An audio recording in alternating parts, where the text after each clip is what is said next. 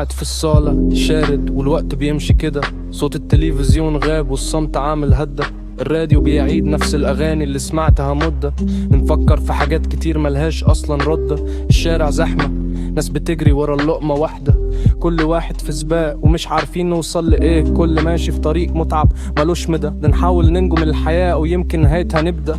كبرنا شوية بس الأسئلة ما صغرتش أبدا، مين اللي بيحرك الخيوط ومين اللي بياخد القرار؟ بنلعب دور الضحية ودور جلاد بدعة، نكتب مصيرنا بدينا ولا ده مجرد اعتذار؟ الحرية مش في الخروج من السجن، الحرية في الفكرة إنك ترفض تبقى كوبيا وصورة بتتشاف بكرة. نستنى المعجزة أو يمكن بس نصحى بكرة منلاقي إن الخوف هو الحيطة اللي بنيناها حوالينا للعبرة. مفيش بطل في الرواية، مفيش نهاية سعيدة تذكر، في بس صوت ضايع بيغني في الضلمة بيحاول يفتكر ليه بدأنا وليه مكملين وليه بنحاول نتكبر على الحقيقة اللي بتقول إننا مجرد ناس بنحاول نستفسر.